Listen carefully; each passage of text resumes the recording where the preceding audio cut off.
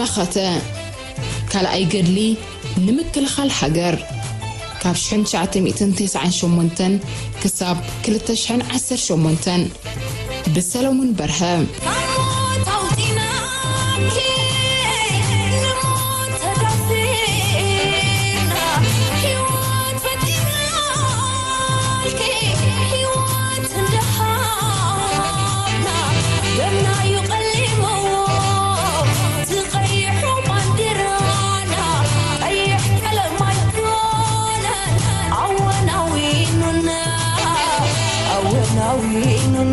زي بأقطامي مبل 10 عامات مختم تاورارات ويانا زغرب زلو صحف زي عم مصحف مخته زانتات تمكرو قرلي قصة شعته كما تويز سفر خوينو تاريخاوي دحر بايتا زمدنا هزباو جنبار حرنت إرتران تقامتي ودبات إثيوبيان أب أوان برتاو قاسي بمرساس نأم عبابلا مسرحن أفت أطمان كنات إرتران إثيوبيان شحن شعته 298 كساب كل تشحن عسران زت الرخيو تشعي كفال يسعب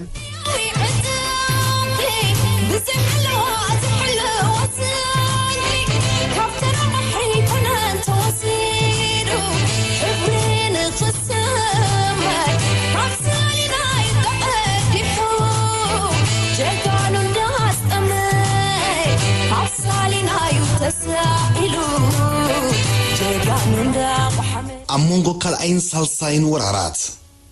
أما قريش حنت شعتمي تنتسعن تشعتن كالعي ورار ويانه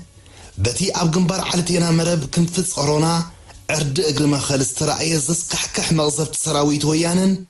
دحري وحيلتات مكلخال أبكبابي بعد ما كرت تجزي مالت أمور دعتا مقابيتن سنن زوصدو معقسس أرمتقعتن زفيلو دحر مختامو أبتزغص على 10 أوارح زتخيد برتع وق أين بران بعسرت 4 حملة شحنت شعتمي تنتسعن تشعتن أب ألجيريا بستخيد مبل 35 سرعة خيبا ود بحدنة أفريقيا بمرحة منقصات أفريقيا استدقفة نتا قديمو بود بحدنة أفريقيا نابكلتي إنهاجرات زقربة بايتان اسمم مالت framework agreement أجباب تقبار أوزنتسر modalities of implementation استسمي شو عتنت بتازحز إمامه نابكلتي إنهاجرات مسقربة إيرترا بزي وعلى حدر كتقبلون كلا منقستي إثيوبيا مجلس منقستي إرترا نت إمامه مقبلو زملكت أي مسلن بزبل نايقزار سوء الترقاقوما كر حرحر فتنام ثاني حقن كم استقبلوا فلتا بزد ما نايتوانتي أبو ومبر ودب حدنة أفريقيا مرحة ألجيريا عبد العزيز بوتافاليكا نقدمي منستر ألجيريا نبر أحمد أحيا نتبو ودب حدنة أفريقيا زكيز نبر الشمقلنا كسالت فولي لوخ جيرو مزوزو فولي لوخ ودب حدنة أفريقيا مس فولي لوخ حبرات من قصات أمريكا بحبر أبن حسش حنت شعتن 299 مس وكلتي إرتران إثيوبيان إنها تمخاخرو زرزرات بايتان السممعن أجباب تكبر أنزنتصر توسخي تكنيكاو قطعتات مال تكنيكال أجريمنتس سسمي سند بمدلاو نابكرتي منقستات أعربو اتلوخ مس منقستات إرتران إثيوبيان نتلازبه نزي سند زين مدلاو أبصر حلوز نبرا أوان منقست إثيوبيا نيرترا عدل نمخلا السند فصم كغيرن كم حيشن زي كالكوينو كدال اللوزبل سقيتو يقبر نبرا أرب إثيوبيا دما بتم شمقلت تقبلنا ترخبان انتو خنا السند تدالي مسمص إرترا مولو بمولو كتقبلون كلا سرعة ويانا السند فصم زي كيرن زي ما حيشن كوينو كدال اللو قبل كم زي صالحه تحسوس لزي معمو توسخ مبريك وهابو لعلي 4 دردار حتوتات أغرب اللوم فوليلو أخو دبحدنة أفريقيا دما إثيوبيا نزقربتو حتوتات زبره 10 قصات زحزة ملسي نمنقسي إثيوبيا أغربا مسؤوت أساسي رخاء إثيوبيا عبت السند بالتعرراي كقبر كي تصبه السند نمن محياش كفوت كم زي كون الدقي مزخخرة سرعة ويانا كقبل أصل زي دليخ فوليلو أخو دبحدنة أفريقيا سرحو كي كسل زعنقص كونت تفترام قدامي منستر ملس زيناوي بحموش تقنبوت كل التشح عام تمرت عب تلفزيون إثيوبيا قريبو تكنيكاو قطعتات إرترا كاب كلتي حيزاتو زلا مريت إثيوبيا كتسحب زي وحسن تخوينو إثيوبيا كاب زخونو وغنز مسأطاطي كم زي تقبل أفلتام عبد السنة زي إثيوبيا زي تقبلتو زعبينت بي اتقدمين أقداسنت بنايت سممع مالت مقرات تخص زبلي نيرو بزي كازي سرعة ويانه قدم زخون يخون زته كابت اجتاي زبلو زنبره مريت كبابي زالان بسان كالئن سراويت إرترا كوتس يتألم نبره اتمسرح سلام دما بزغتار مرقص سرعة ويانه ناوارح تعنكيصو نقرميت كسوغو يكالن أبز ستقصنا يكركر غزي سبسلطان ممحدار أمريكا اتن ممحياش كفوت زي كون السند ريتو ويانا أبقم الزقتو مكيار كبرلو بوشت تصاط يقبرلو من بارم فلو يلقو خد بحدنة أفريكا نمينيستر قدات وصاع إيرترا أتنبيهلو نيرو قبل كاتيت كسامي آزيا كل التشح أبزنا برا أوارح فلو يلقو خد بحدنة أفريكا أحمد أحيا فلو يلقو حبرات من قصات أمريكا أنتوني ليكن نابس مران أدي صابان ناتملالسو تقبار بايتان اسممعن تلك أبت السنداتون تفصع منت كركب فتنتاتو كوان تكايدو سعرتاتهم ناي مقداد عاقمس للزينبارو سرعتو يعني ترقم زهبو أين بران مخنياتو سرعتو يعني أبتوانتي نتوصاني زبالو قطم سالساي ورار أمدلاوي زنبرا بزد ما نعوارح زقص على ديبلوماسيا وسعرتات فشلو مسرح شمقرنا تسأنكغا ويانا دما كوينات زي ترف ينابله وقح صبحه ناي تهديدن مقبع عن كبرو يحرم نبره سرعت ويانا افو مليو كوينات زي ترف ينابله ابزفر رحلوز نبره غزي بريزيدنت إسياس أفورقي إرترا اب تحت زخون اوان قدامي تتقيت كم زي تكس بمغلاص حزبن منقستن إرترا اتغداي بسلامون حقاون منقد طراي كم سفتح زنبرهم امنت بزي ولاول منقدي دقيمو افلطه صعرتات ود بحدنة أفريقان فلي لؤخ أمريكان فرة صعينو إمام السلام ود بحدنة أفريقان نام فشلت قصو مستقماقمة كوينات مول عكم زي ترفز قمقمة بايتو تصدت حورات حقرات تابشمون تصبت شعات تقنبوت كل التشح عامة مرت شو عتا أمبسادرات أبال حقرات بايتو تصدت أزركبو وقجلة ناب كلتي إن حقرات لاخة من قصتي إرترا كموترو نصعرتاتهم بمرقاف ناب كوينات كأبتو دليت كم زي بولو كانت سرنكالو منقست إثيوبيا جن سعرتات السلام بسنكي إرترا كم استسأنكان كينا زي ترف مخانون نتلوخ بوقعي أفلطو لوخ بايتو تحورات حقراتون كم توم كالوت شمقلتي بزي فرنا بطو تملسة دحرزي سالساي ورار ويانه نايم عالتات قداي مخانو نخلو نتصور كونه بعصر تغلطة قنبوت كلتش عامة مرت أبزوق حليت دما سراويت ويانه بس أقاماي قنبار مرب ستيت مدقعتو جمره حياة انت من بدير كاب امان امان امان اكحكا وابايكا يتصنو عزيمة وادغهلا اقحما حياة انت عزيمة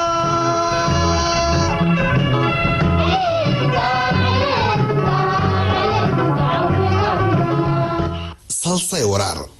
أبتقدمين يوقع معراف كساباس مران مبصح زوز أنا يوطن دليتنا مبرعاق منام كلتنا زنس أبارق أين بران أبتزغط على معراف جن أسمرات راي زي كونه أنت تدليون كنيئو سجير كان متقعزغ الحيلي تداليو كساباس مران متقعز بالحساب بمحبر السب دبلوماسي انتزي كوينو أبهزبي سفيع تقبال النزنو بريو كند زخونه زلنا عامو تطعيمنا كساباس مرا بمبصح نتعبيتنيا من قصة شعبية مدمساس نايزبز احنا عبارات فصامي الشماغل إيه ودك دليت راي زي كونه ناي كل فتاو حقر إيتوبيا ودليت نيرو ازي أب مصحف الأولويتنا ديمقراطية بإثيوبيا أبقى 309 بقبرو أسرات سفيرو يركب أبزوها رزون اتعب علامة أسمرا مئتاو أي تغيرن نيمود أتا علامة صلصاي ورار لك أكم نايكال أي ورار نعرفتها تزباو سراويتا فريسكا أسمرا بمحاز نمنقصتي إرترا معلاو كخون فسأمي الشماغل لأيه ودق وصينو نبرا أبزوها رزز تغير نقرن تنيرو سرعت ويانه كافشلت قداماين كال أين ورار أورا دما كابتو مكرونايتي أب جنبار بادمان كنفس أورانان زقات أمه نسرعت زسن بدهلك إسراويتن عنوات تانكتاتن تماهيرو ننوح استدالولو بسلت وقع دما كابتو متقدامو توقعات قرب فلين نزنبرو مخانيو ويانه أب كال أي ورار ستعملو بقلسيف مكانايزر حيل استسني سلت وقع زسعبلو كبين نواتاو كسارا بمقمقام ناب مدقعتات أقار سراويت زازوه سلت وقع كختالي مريسو أبزورا رزي سرعت ويانه أستاد 350 شح سراويت أسليفو نبرا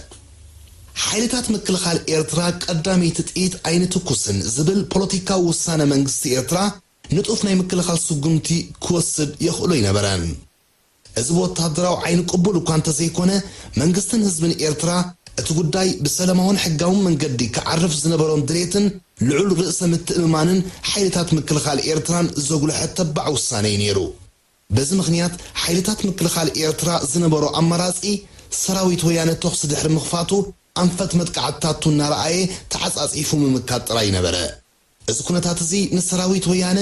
ዓቕሚ ሰራዊት ኤርትራ ገምጊሙ ዝረቐቐ ቦታ ብምዝማዝ ሃንደበትነት ተጠቒሙ ከቢድ ጉድኣት ከውርድ ሰፊሕ ዕድል ዝህቦ እዩ ነይሩ ሓይልታት ምክልኻል ኤርትራ ምእንቲ ሰላም ክብል ክሳብ ክንዲ ዝተወፋይነት ኣርኣየ ድሕሪ ወራር ጀነራል ስብሓት ኤፍሬም ብ25 ሰነ 2000 ዓመተ ምህረት ምስ ቴሌቪዥን ኤርትራ ብዘካየዶ ቃለ መጠይቕ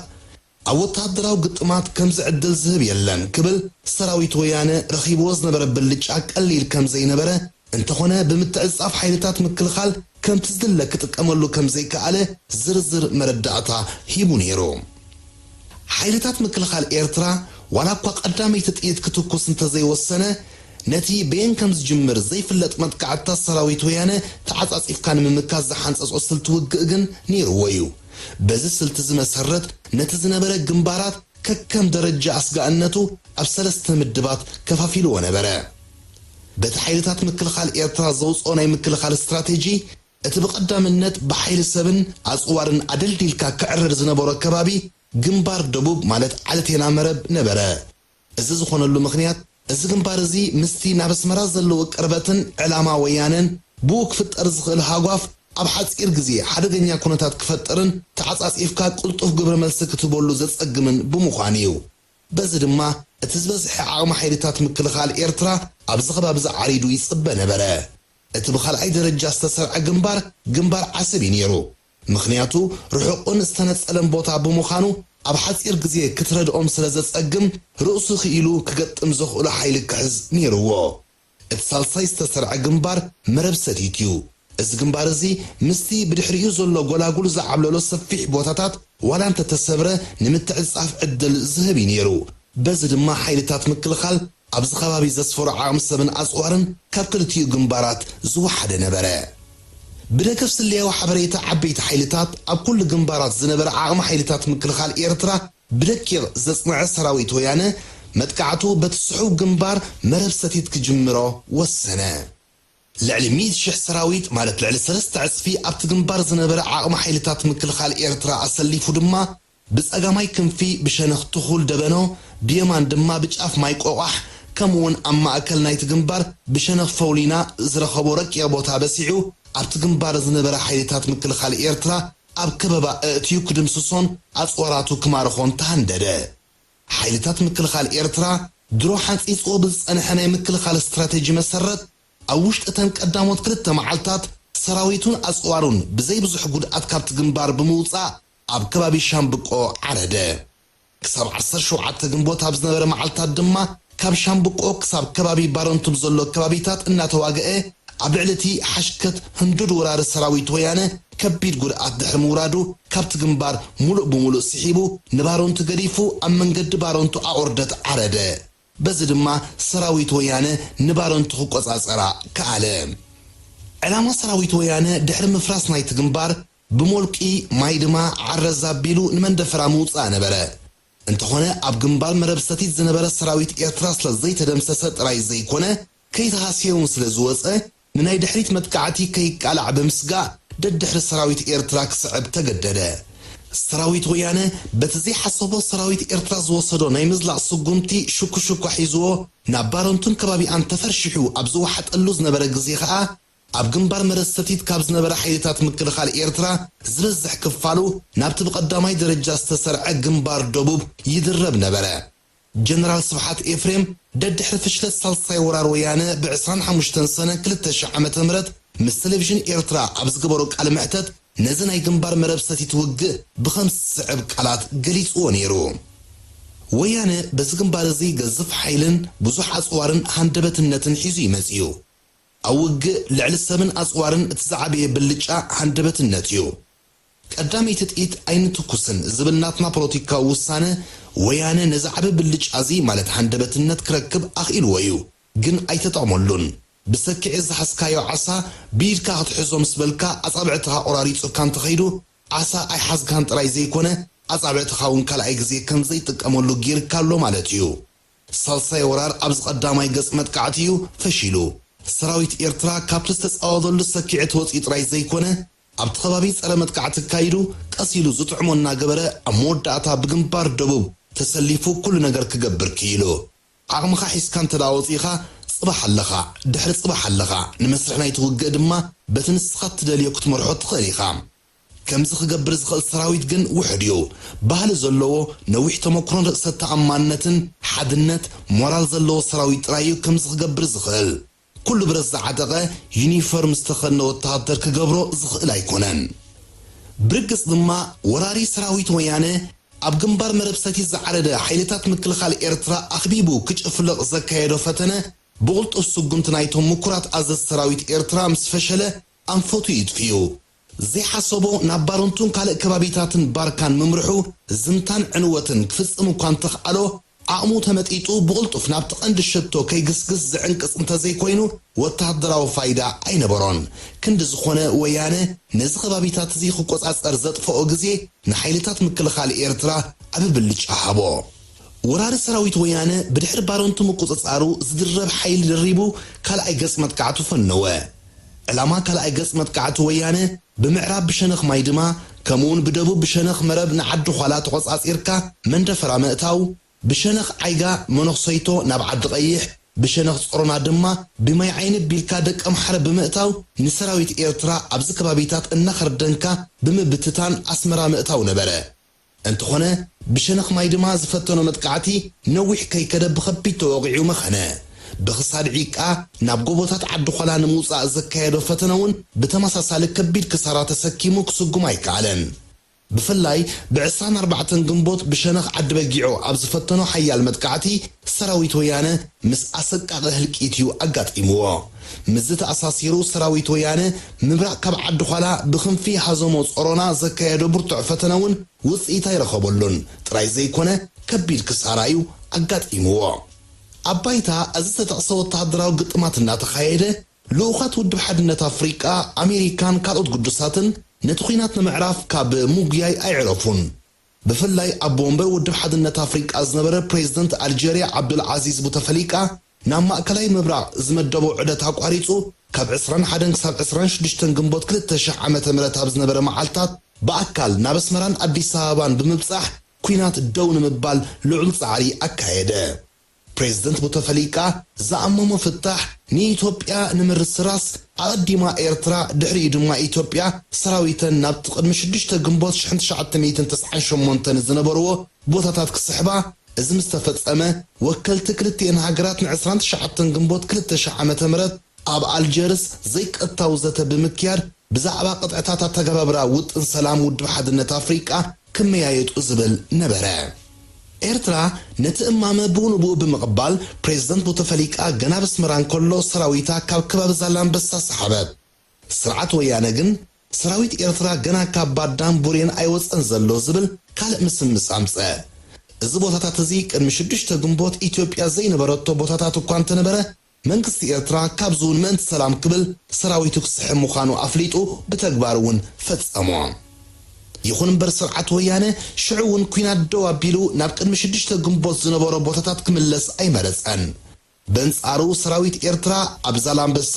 ባዳን ቡሬን ካብ ዝነበረ ድልዱል ዕርድታት ምውፅኡ ከም ዓብ ዕድል ቆፂሩ መጥቃዕቱ ብክልቲኡ ግንባራት ዓለቴና መረብን ዓሰብን ቀጸለ ሓይልታት ምክልኻል ኤርትራ ካብ ዛላንበሳ ድሕሪ ምስሓቡ ንምክልኻል ክጥዕሞ ዝመረፆ ቦታ ምስ እምባ ታሪኻን እምባ ሶይራን ዝተኣሳሰረ እስትራቴጂያዊ ኣኽራናት ነበረ በዚ ድማ ሰራዊት ወያነ ንሰንዓፈ ክቆጻጸር ከኣለ ሰራዊት ወያነ ሰንዓፈ ድሕሪ ምእታው ዓዲ ቀይሕ ንምቁፅጻር ተደጋጋሚ መጥቃዕትታት እኳ እንተተኻየደ ክሰልጦ ኣይከኣለን ድሕሪ ሓያል ምርብራብ ድማ መጥቃዕቲ ሰራዊት ወያነ በዚ ግንባር እዚ እውን ናህሮ ወዲዩ ዘፍበለ ስርዓት ወያነ ኣስመራን ምእታው ብዝተፈላለየ ኣንፈት ዘካየዶ ፈተነታት ሙሉእ ብሙሉእ ምፍሻሉ ምስተገንዘበ ብውሕዱ ወደብ ዓሰብ ብምቁፅጻር መደዓዓሲ ናይቲ ዓብ ፍሽለት ክረክብ መደበ በዚ ድማ ነቲ ኣብ ኣልጀርስ ብ29 ግንቦት ዝጀመረ ዘይቀጥታዊ ዘተ ብዕባራ ምስምሳት እናናወሐ ብሓደ ወገን እንተወሓደ ዓሰብ ሒዙ ናብ ዘተ ኣልጀርስ ብምእታው ተጽዕኖ ክፈጥር በቲ ካልእ ወገን ድማ ኣብ ዝተፈላለዩ ዘይወግዓዊ መድረኻት ዓሰብና በኢትዮጵያ ክመልሳኢና እናበለ ነቶም ኣቐዲሙ ትምክሕተኛታት እናበለ ዝገልጾም ዝነበረ ኢትዮጵያውያን እውን ዝኣተወሎም መብፅዓን ምፍጻም ብ3 ሰነ 2000 ዓመተ ምህረት ሳልሳይ ገጽ መጥቃዕቱ ብግንባር ዓሰብ ፈነወ ወያነ ቀቅድሚ መጥቃዕቲ እዚ ብ29 ግንቦት ሰራዊቱ ተልእኹ ፈጺሙ ካብ ምዕራብ ኤርትራ ከም ዝወፀ ብምግላጽ ካብ ባሮንቱን ከባቢኣን ሰሓበ ዕላማ ናይቲ ምስሓብ ዘሎ ሓይሊ ኣኻኺብካ ብግንባር ዓሰብ መጥቃዕቲ ምፍናዊ ዝነበረ መንግስቲ ኤርትራ ግን ወያነ ምዕልባጡን ተቐጸለውን ክገብሮ ዝኽእል ነገር ከምዚ የለ ድሮ ገምጊምዎ ብምንባሩ ቀቅድምቲ ናይ ግንባር ዓሰብ ውግእ ማለት ብ30 ግንቦት 2000 ዓመተ ምህረት መግለጺ ብምውጻእ ውጥን ወያነ ሙሉእ ብምሉእ ከም ዝፈሸለ ንህዝቢ ኤርትራን ዓለምን ኣፍለጠ እቲ ዕንወት እምበር ፋይዳን ትርጉምን ዘይብሉ ኹናት ብዝብል ኣርእስቲ ዝወፀ መግለጺ ንዕላማ ወራር ወያነን ጅግንነታዊ መኸተ ህዝቢ ኤርትራን ሓይልታት ምክልኻሉን ከም ዝኽብል ገለጾም ብዞባን ብዓለምን ደረጃ ዝተወጠነ ዕላማ ናይቲ ወራር ዓለም ብሓይሊ ስለተኣምን ኣባይታ ኩንኩነት እንተፈጢርና ሰላም ዶ ምምልካት ዶብዶ ዝብል ተሪፉ ዝበልናዮ ክኾለልና ጥራይ ዘይኮነ ቅልጽምና እናርኣና ተፈሪሕናን ተሓፊርናን ክንነብር ኢና ኣብ ሃገራት ዓረብ ብፍላይ ቅልጽምና ምርኣይ ናይ ሓዋሩ ስትራቴጂያዊ ጸብለልትነትን ውሕስነትን ከውህበና እዩ ኣብ ዝብል ዝንቡዕ ስነ መጎት ዝተመርኮሰ እዩ ነይሩ ብወገንና ኩናትን ውፅኢቱን ልዕሊ ዝኾነ ረዋሒ ብሰብ ስለ ዝምዘን እቲ ዝኸሰርናዮ ውሑድ ዘይንደልዮ እኳ እንተነበረ ባይታ ንመሓዚልና ዘካየድናዮ ጥላዕ ስለ ዘይነበረ ዓቕሚ ሰብና ክንዕቅብ ምኽኣልና ብቕዓት መኸተና ከም ወትሩ ሓይሉ ይወፅዩ 7 ነፈርቲ ውግእ ብናይ መሬት ሚሳይላትን ብኣየራዊ ምትሕንናቕን ኣውዲቕና ሓንቲ ነፋሪትን ሰብን ከይከሰርና ምውፃእና ንዓወትና ዝያዳ ዘድምቕ እዩ ልዕሊ ዝኾነ ካልእ ግምታት ግን ኣብ ውሽጥን ወፃእን ዝነብር ህዝቢ ኤርትራ ድንብርፅ ከይበሎ መኸትኡ ክምህ ከም ዘይብል ምርግጋፁ ናይ ዓወታት ዓወት እዩ መግለፂ መንግስቲ ኤርትራ 30 ግንቦት 2000 ዓመተ ምህረት ወያነ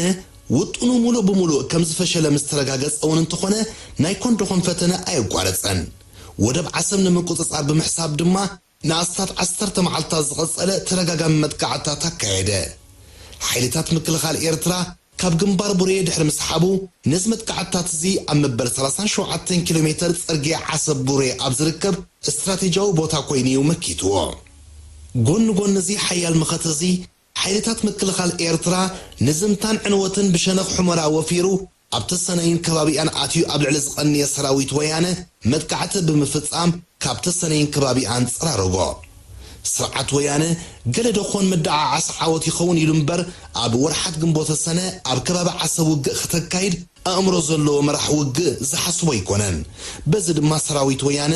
ኣብ ትሕቲ ብርቱዕ ሙቐት ተረጋጋሚ መጥቃዕታት ከካይድ ከቢድ ዋጋ ከፈለ እቲ ዘጥቃዓሉ ዝነበረ ከባቢታት ብሬሳ ምርኣይ ነበሮን ዝኾነ ፋይዳ ከይረኸበ ድማ ሰብ ዘይብል ሰብኣውን ንዋታውን ክሳራ ተሰኪሙ ሓይሉ ፀንቂቑ ውግእ ከቋርፅ ተቐሰበ ጀነራል ስብሓት ኤፍሬም ኣብ ናይ 25 ሰነ 2000 ዓመተ ምህረት ቃለ ምሕተቱ ነቲ ኩነታት ከም ዝኽብል ብስእላዊ መልክዕ ገሊፅዎ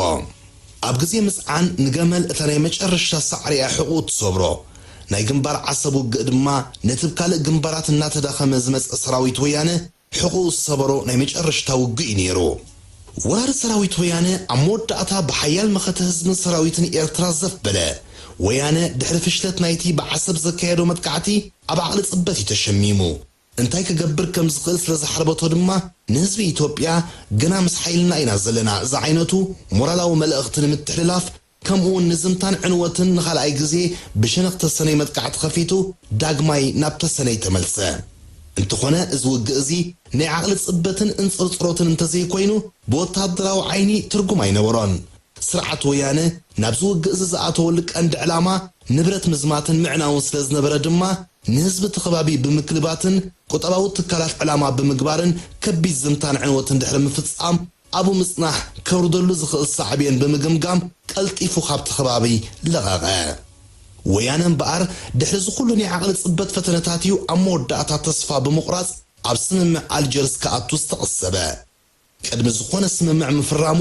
ኣባይታ ላዕለዋይ ኢድ ዝህቦ ክውንነት ክፈጥር ሓሲቡ ነይሩ በዚ ድማ ኣብቲ ዘይቀጥታዊ ዘተ ሰራዊት ኤርትራ ስጋእ ስለ ዝኾነ ዓቕሚ ሰቡን ኣፅዋርን ክጎድል ኣለዎ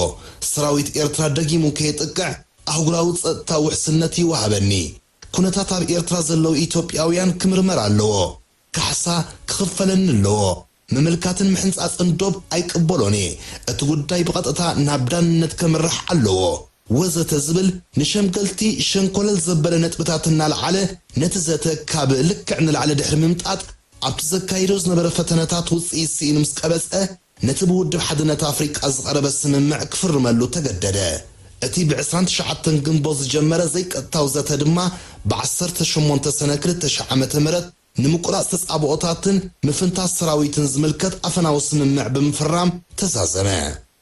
إذا سممع زي تخص دويلو أمريت إيرترا ناي 25 كيلومتر ناس أزوبات مسريتو سراويت كلتين هاجرات تفناتيتو عبتوطا عقب سلام سراويت عبرات هاجرات كعطو بوليسن من محدارن إيرترا عبتناس أزوبا كنطفو اتزا تقصيلو دما عبت على السممع سلام كبتصاح زبل تحسو نبرام كما جباب مسحب سراويت بغلتي وغن كخون اتناس أزوبا دما أمريت إيرتران إيتوبيان كمسرتي زنبرا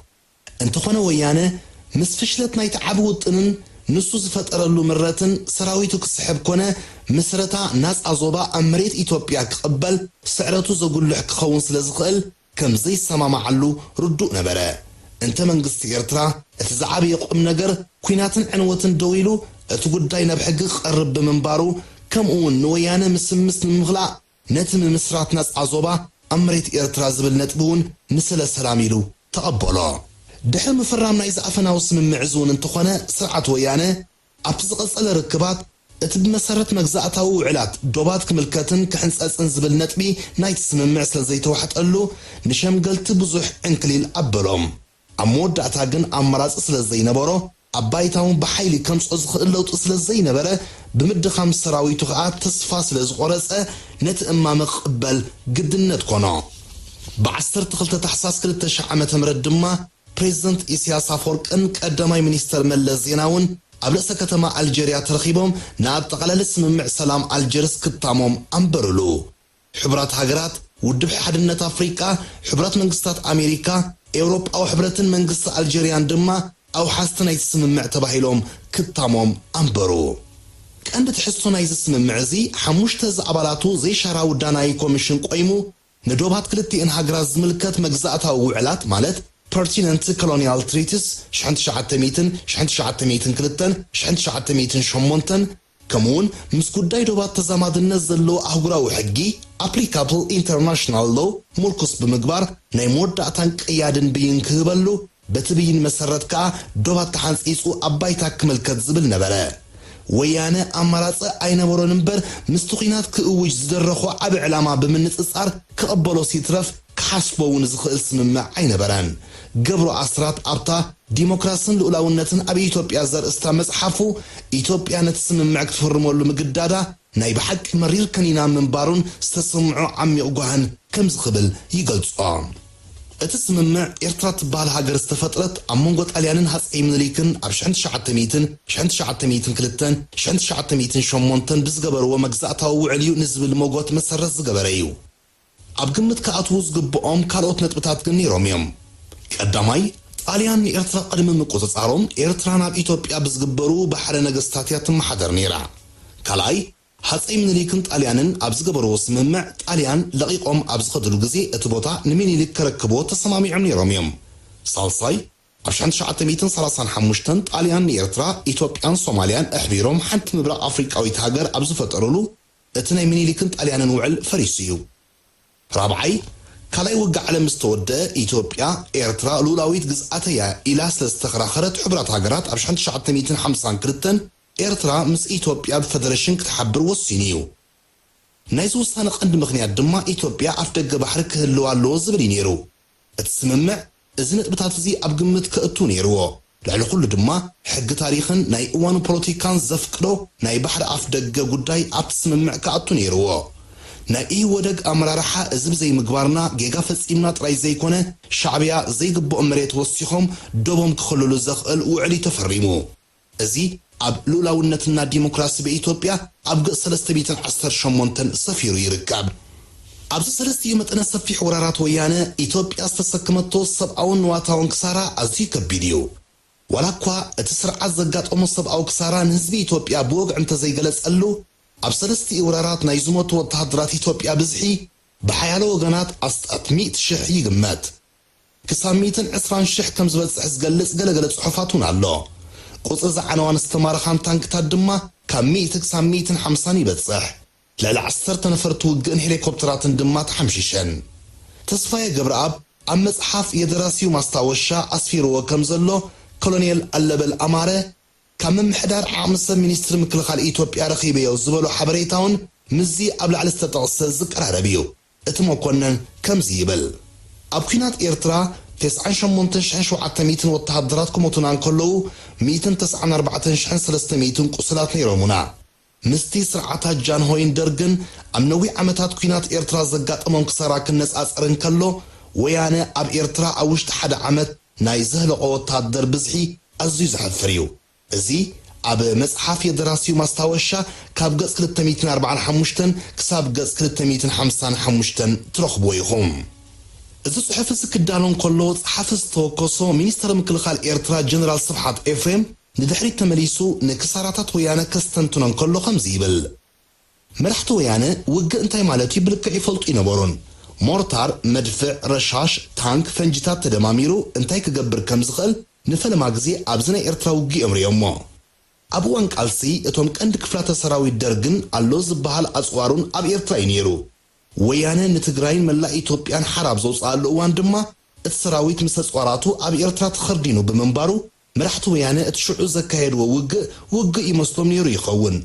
ንሱ ግን ምስቲ ኤርትራ ዝገጠሞም ውግእ ፍጹም ዝዛመድ ኣይኮነን ወያነ ኣብ ሙሉእ ናይ ቃልሲ እዋኑ ዝኸፈሎ መስዋዕቲ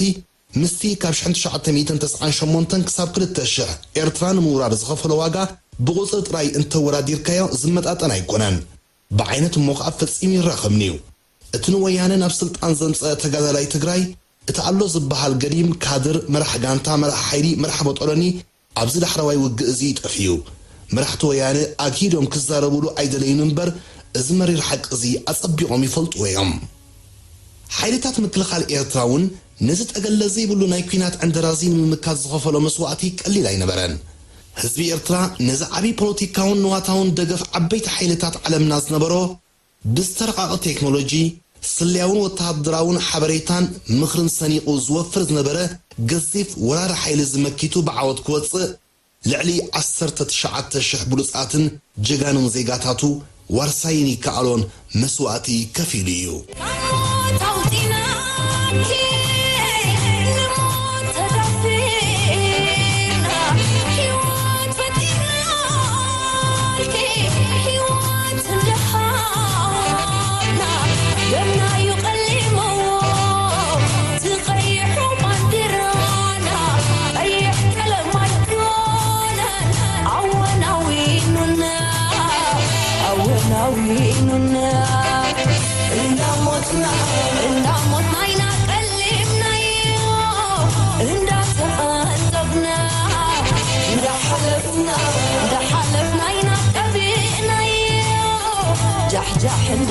ዝኸበርኩም ምን ዝኸበርክንን ተኸታተልቲ መደባትና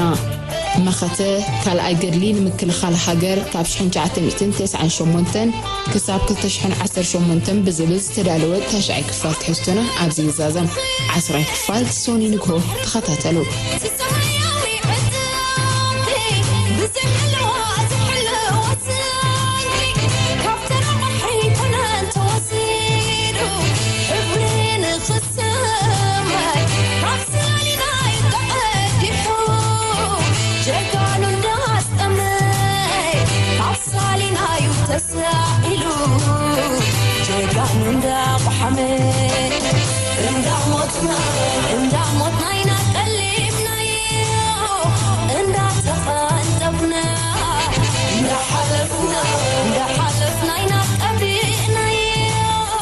جح جح عند قبلنا